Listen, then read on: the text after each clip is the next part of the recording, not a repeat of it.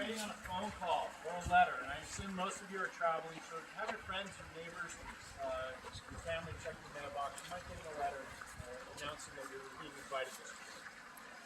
And maybe you forgot your bill. Not a big deal. He's going to coordinate all of your transportation and arriving here. He's going to pay for it as well. I mean, a simple thing like a bathing suit is minor kind of situation. You're standing on 17 dressing rooms. Each dressing room has a shower, a changing area, a cupboard to put your belongings in, a bench to sit down. Of course, a full-length mirror so you're looking sharp. And you're going to look for a bathing suit down there. It's going to have racks in it. You're not looking for a men's or a woman's. These are unisex. They're called a onesies. From our shoulders to our thighs. Any idea what this garment's made out of 100 years ago? Wool. Bingo, we got a winner. It's wool. On a day like today, not so bad, but yesterday, gosh, it was unpleasant. 160 degrees up here, which is not unusual. Wearing a wool bathing suit probably feels so good. Immediately getting out of that water, 15 pounds of water, zagging in all the wrong places. You're going to itch and smell like a dog. So after you swim, go back in, take a shower, change into your suit. You might be staying in the house. And that's the key after you lead out. Offering influence. You might be staying in Casa del Monte. That's the first structure built on this hilltop. It's 2 levels, but the bottom level is simply stores. So all the living spaces up there where the windows are. 4 bedrooms, 4 bathrooms, 25 square feet. Broke ground there in 1920, completed it in 1921. His wife and 5 kids are initially staying there from the summer of 1921. But their relationship soured in 1925. He's hanging out, Mr. Hearst is with an actress. Her name is Marion Davies, a very popular silent film actress. And then when talkings or the speaking films came into play, she was able to translate and challenge.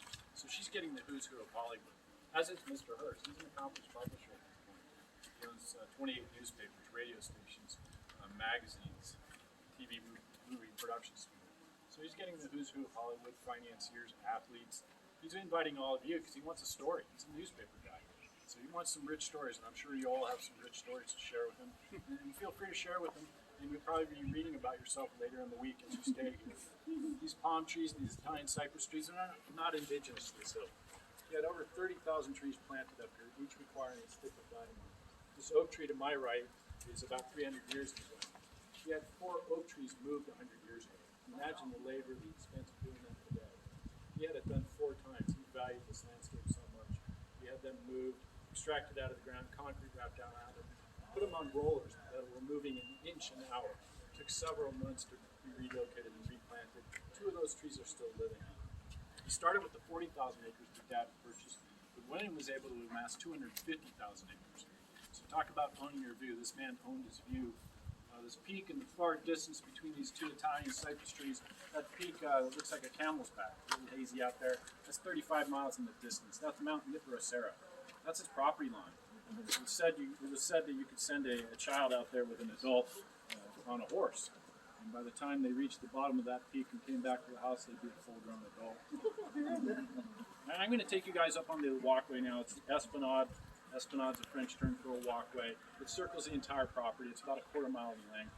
We walk through the gardens, and the gardens are throughout on this property. There's just not one single garden. And I'm going to take you guys up to the oldest art office on the hill. Come on with me, guys.